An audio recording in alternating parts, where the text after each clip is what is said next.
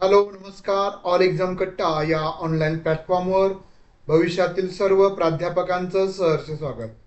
मित्रांनो, all exam कट्टा या चॅनलच्या माध्यमातून आणि ऑल एक्झाम कट्टा गुगल प्ले स्टोरील ॲपच्या माध्यमातून आपण सेटनेट एक्झाम जी डिसेंबर 2025 मध्ये होऊ घातलेली आहे आणि सेट परीक्षा जी मार्चमध्ये होऊ घातलेली त्यासाठी आपण आजपासूनच म्हणजे बॅच सुरू केलेली आहे. पेपर 1, पेपर 2 मराठी विषय, त्यानंतर इंग्रजी विषय, अर्थशास्त्र, राज्यशास्त्र, हिंदी विषयाची बॅच सुरू आहे. पेपर 1 ची बॅच सुरू आहे.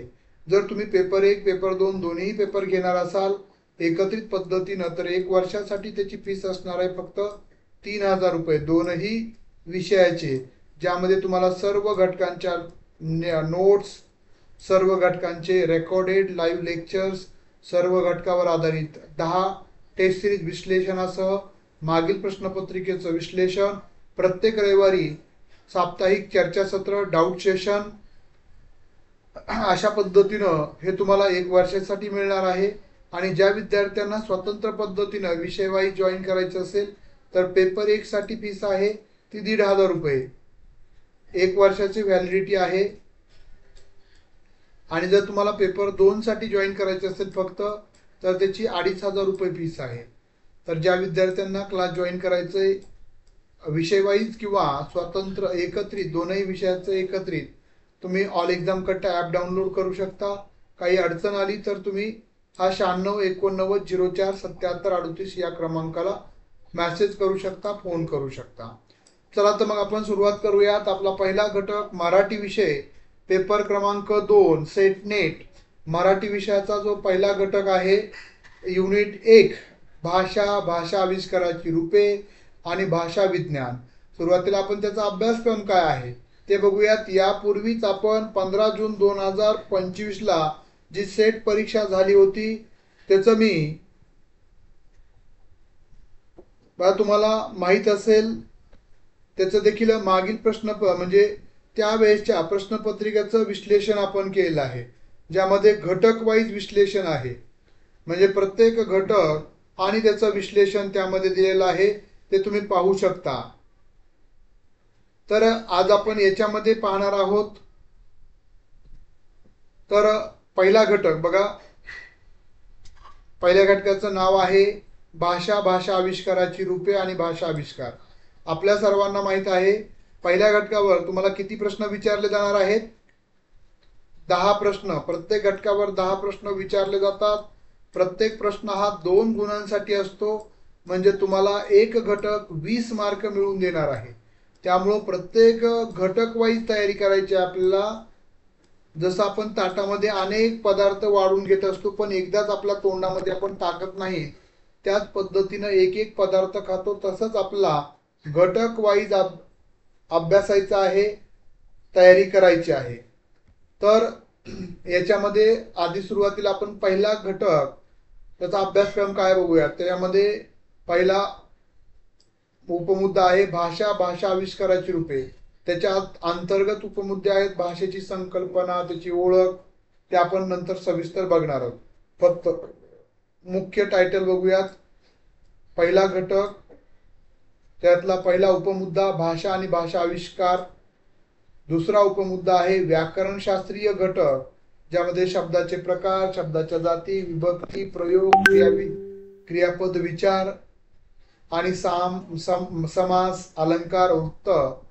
त्यानंतर त्यातला तिसरा उपमुद्दा आहे भाषा विज्ञान. भाषेची उत्पत्ती, उपपत्ती, भाषाकुल, संकल्पना, स्वन, स्वनिम, पद, पदिम, वाक्य व अर्थविचार हे आपल्याला अभ्यासायचं आहे. त्यानंतर याच्यामधीलच चौथा उपमुद्दा आहे आपल्या पहिल्या घटकामधील समाज भाषा विज्ञान, तंत्रज्ञान आणि बोलीभाषा अभ्यास. तर त्यामध्ये भाषा, समाज भाषा विज्ञान, तंत्रज्ञान, मराठी भाषा हे उपमुद्दे आहेत. आता आपण सुरुवातीला चर्चा करूयात. पहिला उपमुद्दा भाषा आणि भाषा आविष्काराची रूपे.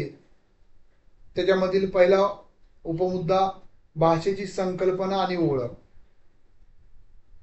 बघा आपण अनेक तुम्ही रिझल्ट बघितला असेल, 15 जून 2025चा असेल, 7 एप्रिल 2024चा असेल, 26 मार्च 2023चा ऑल एक्झाम कट्टा सेटनेट परीक्षेमध्ये आपण जर म्हटलं तर पर्सेंटेज वाईज महाराष्ट्रामध्ये जेवढे काय आपले विद्यार्थी जॉईन झालेले आहेत वेगवेगळ्या विद्यापीठामध्ये, मागच्या ही 4थी बॅच आहे आपली.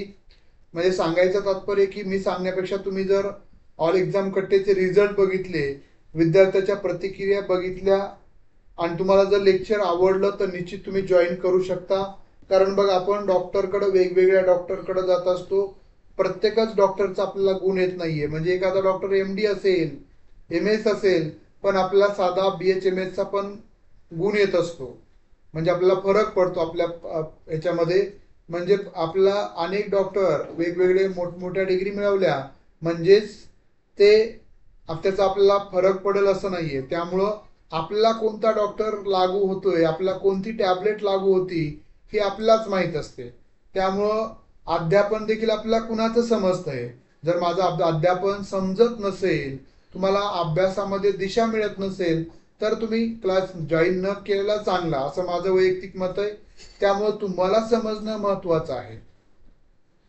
तुम्हालाच अभ्यास करायचा आहे, फक्त अभ्यास करून घेतला जाईल. अभ्यास योग्य पद्धतीचं साहित्य, अभ्यास साहित्य, सराव साहित्य तुम्हाला पुरवलं जाईल आणि प्रेरणा म्हणजे मोटिवेशन हे देखील तुम्हाला या क्लासच्या माध्यमातून दिलं जाईल.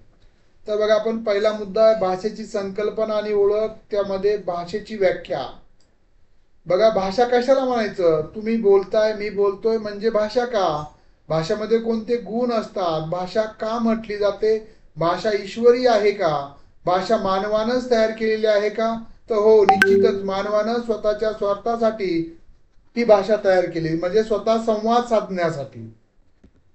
तर त्याची व्याख्या आहे भाषा म्हणजे विचार, भाषा म्हणजे भावना, भाषा म्हणजे अनुभव आणि भाषा म्हणजे संकल्पना जे आपण इतरांपर्यंत पोहोचवण्याचं एक सामाजिक माध्यम आहे, त्याला आपण भाषा असं म्हणतो. भाषा म्हणजे विचारांची, भावनांची, अनुभवांची कल्पना इतरांपर्यंत पोहोचवण्याचं माध्यम म्हणजेच भाषा होय, असं भाषेच्या व्याख्यामध्ये सांगितलेलं आहे. त्यानंतर नॉम चॉम्स्की सांगतात की language is a set of finite or infinite sentence is find in the light and constituted out of the finite set of elements. त्यानंतर सॅमसर यांनी सांगितलेलं आहे की language is a system of expressing idea, म्हणजे भाषा ही संकेतांची प्रणाली आहे जी विचार व्यक्त करत असते. त्यानंतर भारतीय व्याख्या पाणिनींनी सांगितलेली भाषा म्हणजे ध्वनींच्या नियमित आणि प्रयोजनयुक्त अनुक्रमाने विचार प्रगट करणं म्हणजे भाषा होय. तर अशा वेगवेगळ्या व्याख्यातून आपल्याला भाषा म्हणजे काय हे समजतं. भाषा एक संवादाचं माध्यम आहे, भाषा एक भावना व्यक्त करण्याचं माध्यम आहे, पण त्याला मूर्त स्वरूप दिलं ते मानवानं स्वतःसाठी समाजामध्ये संवादासाठी एक म्हणजेच चित्रलिपी, आपण ज्याला लिपी म्हणतो, ज्याला आपण सिम्बॉल्स म्हणतो, चिन्हामध्ये ती रूपांतरित केलं, ज्याला की याला तच म्हणायचं, बरोबर आहे. म्हणजे भ शे ची म ल भ त म्हणजेच आपण याला हे म्हणायचं, हे आपण युनिव्हर्सल केलं. याला एफच म्हटलं जातं, UN फंडामेंटल म्हटलं जातं, प्रिन्सिपल्स म्हटलं जातं, लँग्वेज म्हटलं जातं. हे जे याला आपण सिम्बॉल्स असं म्हणू शकतो. म्हणजे आपण जागतिक पद्धतीनंच आपण सर्वांनीच मान्य केलं की याला हे म्हणायचंय, त्याला ते म्हणायचंय. म्हणजे आपल्या उच्चाराला आपण एक आकार दिला लेखी स्वरूपामध्ये, सिम्बॉलच्या स्वरूपामध्ये. बघा भाषेचं मूलभूत तत्व काय आहे, फंडामेंटल प्रिन्सिपल ऑफ लँग्वेज. तर पहिलं तत्व भाषा ही सामाजिक आहे, बरोबर आहे. म्हणजे ही कुणाची देवाची नाही, तर ही सामाजिक आहे, समाजामध्ये बोलली जाते, ती समाजातच शिकली जाते, एकट्यानं नाही. कोणतीही भाषा एकटं शिकू शकत नाही, ती बोलण्यात ऐकावी लागते. कोणती भाषा कशी विकसित होते, तर आधी ऐकतो आपण एखादी शब्द, त्यानंतर लहान मूल जन्माला आलेलं आहे ते ऐकतं नंतर ते आई बोलतं, बाबा बोलतं. म्हणजे जे बहिरं असतं, म्हणजे ज्याला ऐका येत नाही ते मूकही असतं, त्याला बोलताही येत नाही. आणि ज्याला बोलता येतं, ज्याला ऐकता येतं त्याला बोलता येईल, आणि ज्याला बोलता येईल त्या पुढची प्रक्रिया म्हणजेच लिहायला शिकवलं जातं आणि वाचन म्हणजेच ऐकणे, बोलणे, लिहिणे, वाचणे हे 4 कौशल्य कोणतीही भाषा अवगत करण्यासाठी महत्त्वाचे आहेत. त्यानंतरनं कोणत्याही भाषेमध्ये अल्फाबेट किंवा अक्षर असतात. अक्षरानंतरनं शब्द असतो. अक्षरांची अर्थपूर्ण मांडणी म्हणजे शब्द, शब्दांची एकत्रित मांडणी अर्थपूर्ण पद्धतीनं त्याला वाक्य म्हणतो. त्यानंतरनं अनेक वाक्यांचं एक आशय केंद्रित रचना म्हणजे त्याला आपण काय म्हणतो, त्याला आपण म्हणतो परिच्छद, पॅराग्राफ, उतारा. बरोबर आहे. तर यातूनच मग साहित्य भाषेचं तयार होतं. त्यातूनच भाषेतील विचार भावना व्यक्त केल्या जातात. तर दुसरं तत्व आहे भाषा एक संकेत प्रणाली आहे. म्हणजे ज्याच्यातून आपल्याला काय म्हटलं जातं, शब्द एक संकेत आहे. ध्वनी चिन्ह याच्या ठराविक अर्थ दडलेले असतात. भाषा ही लवचिक आहे. ती काळानुसार बदलते, जागेनुसार बदलते. जसं ब्रिटिशांचं आक्रमण झालं त्यानंतर मराठीमध्ये अनेक इंग्रजी शब्द आले. म्हणजे कालखंडानुसार मराठी भाषा प्रगत होत गेली, वाढत गेली. म्हणजे लवचिक आहे. भाषा शाब्दिक आणि अशाब्दिक असते. म्हणजे आपण खानाखुणाच्या माध्यमातून देखील म्हणजे देहबोलीच्या माध्यमातून भाषा वापरत असतो. जेवण करायचंय हातवारे करतो, पाणी प्यायचंय हातवारे करतो. म्हणजेच हे झालं आपली देहबोलीतून बोलली जाणारी भाषा आणि तोंडी बोलली जाणारी भाषा. त्यानंतर भाषा ही सर्जनशील आहे. नवे शब्द, नवे अर्थ निर्माण करणारी क्षमता त्या भाषेमध्ये असते. जसं मोबाईल हा मराठीत रूढ झाला शब्द, पण त्याला मराठीमध्ये भ्रमणध्वनी असं म्हटलं जातं. त्यानंतर भाषेची गरज आणि भूमिका. तर संवादासाठी पहिली गरज आहे पाणी दे, मला जेवण दे. संवादासाठी भाषेची गरज आहे. मला तुम्हाला काही सांगायचं असेल तर मला भाषेची गरज आहे. त्यानंतर माहितीचं देवाणघेवाण, जी माहिती माझ्याकडे नाहीये ती मला इतरांकडून घ्यायची असेल, इतरांना मला माहिती सांगायची असेल, त्यासाठी बातम्या असेल, पुस्तक असेल, म्हणजे माहितीची देवाणघेवाण करण्यासाठी भाषा महत्वाची.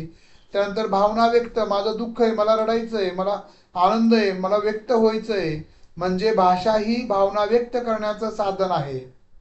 संस्कृतीची अभिव्यक्ती, संस्कृती, सण, उत्सव, समारंभ हे वेगवेगळ्या भाषेमध्ये आपण साजरा करत असतो. बरोबर आहे. त्यानंतर ना म्हणजे संस्कृतीची अभिव्यक्ती म्हणजेच भाषा. साहित्याची निर्मिती, कथा, कविता, नाटक हे जे सर्व गद्य पद्य साहित्य प्रकार आहेत हे सर्व भाषेतूनच विकसित होत असतात. तर भाषेचे प्रकार, मातृभाषा म्हणजे जी आपण आईची जन्मदात शिकतो, जशी आपली मराठी मातृभाषा आहे, जी आपण गर्भात असल्यापासून ऐकलो आणि शिकलो, ज्यासाठी बोलायला आणि ऐकायला आपल्याला शाळेत जावं लागलं नाही, ती मातृभाषा. राजभाषा ज्याला आपण ऑफिशियल लँग्वेज म्हणतो, प्रशासकीय व्यवहार वापरली जाणारी भाषा. त्यानंतर साहित्य भाषा, लिटरेचर, अलंकारिक, कल्पक आणि सर्जनशील शैलीचा वापर असणारी. तांत्रिक भाषा, शास्त्रीय व्यावसायिक संज्ञांनी युक्त भाषा, त्याला तांत्रिक भाषा म्हणतो. आता या भाषेचं कार्य काय आहे, कार्य आणि उदाहरण. सूचना देणं, दरवाजा बंद करा, बंद दरवाजा उघडा. भावना व्यक्त करणं, माझं मन भरून आलंय, मला रडायचंय, मला हसायचंय. ओळख निर्माण करणं, नाव सांगणे, माझं नाव शिवदास आहे. शिव म्हणजे सत्य आणि दास म्हणजे सत्याचा दास. ज्ञानप्रसार, शालेय पुस्तके, व्याख्यानं याच्या माध्यमातून ज्ञानाचा प्रसार केला जातो. मनोरंजन, जोक्स, कविता, गाणे याच्या माध्यमातून मनोरंजनही होत असतं. आता भाषेच्या अंगांचा परिचय. ध्वनी म्हणजे उच्चार आणि स्वर, स्वर हे स्वतंत्र असतात. बरोबर आहे. शब्द म्हणजेच अक्षरांची अर्थपूर्ण मांडणी, ज्याला अर्थ असतो त्याला आपण शब्द म्हणतो. व्याकरण, वाक्य रचना आणि रूप आणि क्रिया, जी नियमावली असते भाषेची त्याला आपण व्याकरण म्हणतो. त्यानंतर अर्थ विचार, शब्दांचे वाक्यातील अर्थ. एकच शब्द वेगवेगळ्या अर्थानं वापरला जातो. जसं वर हा शब्द आहे, वर पिता लग्न मंडपात आले या ठिकाणी वापरलेला वर चांगला आहे.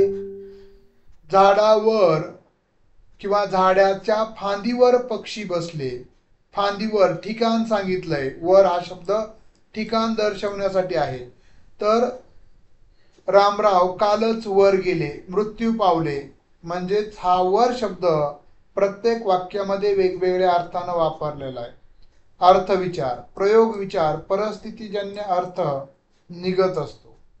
त्यानंतर भाषेची वैशिष्ट्य, मानवी समाजाचा अनिवार्य भाग, शिकावी लागते. भाषा कोणती जन्मजात येत नाही. ऐकून आपण बोलतो, पण आपल्याला ती लिहिता येते का नाहीये, वाचता येते का मराठी भाषा नाही, त्यासाठी आपल्याला शिकावं लागेल. चिन्हावर आधारित असते, कालानुरूप विकसित होते, बोली आणि लिपीच्या स्वरूपात ती प्रगट होत असते, व्यक्त होत असते. उदाहरणार्थ बालक भाषा शिकतो. बाळ सुरुवातीला आ, बा, आ, मा अशा ध्वनीची सुरुवात करून तो स्वतंत्र शब्द बोलू लागतो. व्यवसायातील भाषा, डॉक्टर म्हणतो या रुग्णाला सलाईन लावा, इथे तांत्रिक शब्द वापरले गेलेले आहेत. त्यानंतर भाषेचे महत्वाचे सिद्धांत सांगितलेले आहेत वेगवेगळ्या मराठी म्हणजे भाषा अभ्यासकांनी, ज्यामध्ये ध्वनी रचनावादी सिद्धांत सांगितलाय फर्डिनांड डी आणि सॉशूर. भाषा ही चिन्हांची रचना आहे. व्यवहारवादी सिद्धांत सांगितला बी एफ स्किनर यांनी. भाषा ही सवयीनं शिकली जाते. त्यानंतर संज्ञात्मक नॉम चॉम्स्की यांनी सांगितलेला सिद्धांत, भाषा शिकणे हे अंतर्गत क्षमता आहे. चौथा आहे सामाजिक परस्पर संवाद, ब्रुनर यांनी सांगितलंय. ब्रुनर, भाषा सामाजिक परस्पर क्रियेतून शिकली जाते. तर याचे निष्कर्ष काय आहेत? भाषा ही मानवाच्या व्यक्तिमत्वाचा, संस्कृतीचा आणि समाज जीवनाचा गाभा आहे. ती केवळ संवादाचं साधनच नाही, तर ओळख, विचार, संस्कार, साहित्य आणि विज्ञान यांचा आधार आहे. त्यामुळे विद्यार्थ्यांनी भाषेचा सखोल अभ्यास करणं आवश्यक आहे. त्यावर आधारित प्रश्न म्हणजे आपण काय केलेलं आहे की प्रत्येक उपमुद्दा आणि त्यावरचे प्रश्न अशा पद्धतीनं, कारण तुमची परीक्षा ही वस्तुनिष्ठ स्वरूपामध्ये आहे, म्हणजे MCQ टाईप मध्ये आहे, त्यामुळे तुमचा अभ्यासही त्याच दर्जेचा होणं गरजेचं आहे. त्यामुळे आपण अशा पद्धतीनं प्रत्येक उपमुद्दा आणि त्याच्यावरचे प्रश्न अशा पद्धतीनं एकंदरीत आपण नोट्स. तर पहिला प्रश्न आहे, भाषा ही मानवाची सर्वात महत्त्वाचे कौशल्य आहे, कारण ती केवळ ध्वनीची व्यवस्था आहे, ती संवादाचं माध्यम आहे, ती मानवी सौंदर्याचे प्रतीक आहे, ती केवळ लिपीवर आधारित आहे. काय योग्य उत्तर आहे? तर योग्य उत्तर आहे ती संवादाचं माध्यम आहे. भाषा ही माणूस इतरांशी विचार, त्याच्या भावना, अनुभव शेअर करण्यासाठी किंवा देण्यासाठी वापरत असतो, त्यामुळे ती संवादाचं प्रमुख साधन आहे. पुढचा प्रश्न आहे, language is a system of sign expressing idea, ही व्याख्या कोणी केली? तर कोणी केलेली आहे? पर्याय क्रमांक सी, फर्डिनांड डी सॉशूर यांनी केलेले आहे. चिन्हांची प्रणाली म्हणजेच म्हटलंय त्यांनी भाषेला. तिसरा प्रश्न आहे, खालीलपैकी भाषा या संकल्पनेसाठी योग्य विधान कोणते? भाषा जन्मता आत्मसात होते, भाषा नैसर्गिक आहे पण शिकावी लागते, भाषा ही केवळ लेखनापुरती मर्यादित असते, भाषा ही संकेताशिवाय निर्माण होते. तर योग्य उत्तर काय असलं पाहिजे? बी पर्याय, भाषा ही नैसर्गिक आहे. आपण बघा, आईच्या शिकवणीतून ऐकून ऐकून लहानपणीच आपण एक एक शब्द शिकत असतो, त्यामुळे जन्मजात येते, पण भाषा शिकावी लागते लिहायला वाचायला. चौथा प्रश्न आहे, खालीलपैकी कोणता भाषेचा लक्षणात्मक गुणधर्म नाही? ती सामाजिक असते, ती लवचिक असते, ती शाब्दिक नसते, ती अर्थवाही असते. तर शाब्दिक नसते हा गुणधर्म नाही, त्यामुळे सी पर्याय योग्य आहे. त्याचं सविस्तर विश्लेषण दिलंय. भाषा ही शाब्दिकच असते, तिच्या माध्यमातून शब्द, अर्थ, अभिव्यक्ती दिली जाते. अशाब्दिक माध्यमे, हावभाव, भाषा नाही, संकेत असतात. आणि पाचवा प्रश्न, भाषेचे कोणते रूप मातृभाषा म्हणतात? शाळेत शिकवली भाषा, परदेशी भाषा, पहिल्यांदा शिकलेली भाषा, म्हणजे आईची भाषा म्हणजे मातृभाषा. त्यामुळे सी पर्याय योग्य आहे. बघा, अशा पद्धतीनं एकंदरीत आपण पूर्ण घटकाचं विश्लेषण पूर्ण न करता एकेका मुद्द्याचं, एकेका घासाचं आपण म्हणजे जसं जेवण करत असतो त्या पद्धतीनं एक एक मुद्दा त्याचं सविस्तर विश्लेषण करतोय. त्या मुद्द्यावरचे प्रश्न आणि नंतरनं म्हणजे 20, 25, 30 प्रश्न आपण एका छोट्या मुद्द्यावर देतो आणि नंतरनं परत काय करतोय, त्याचा आढावा घेतोय. त्यानंतरनं 1.2 बघा, पहिला मुद्दा आपण चर्चेला. त्यानंतर दुसरा मुद्दा आहे भाषा व्यवहाराचं स्वरूप आणि त्याचे स्तर. अशा पद्धतीनं दुसरा मुद्दा त्याचं सविस्तर मुद्देसूद विश्लेषण असेल उदाहरण दाखल्यासह, आणि नंतर त्याच्यावर आधारित तुम्हाला परत 30 प्रश्न वेगवेगळ्या अँगलनं वेगवेगळ्या दृष्टिकोनानं विचारलेले असतील आणि त्या प्रश्नाचं उत्तरही असेल आणि त्याचं विश्लेषणही असेल. अशा पद्धतीनं फक्त पहिला घटक किती पेजमध्ये आहे? 319 पेज आहेत फक्त पहिला घटक. तुम्ही पाहू शकता 39 पेज आहे. अशा तुम्हाला पेपर 2 मराठी विषयाच्या किती पेजच्या नोट्स मिळणार आहेत तुम्ही पाहू शकता. 334 पेज नंबर 334 पहिलाच घटक आहे, त्याच्यावरचे आपण प्रश्न बघितले होते.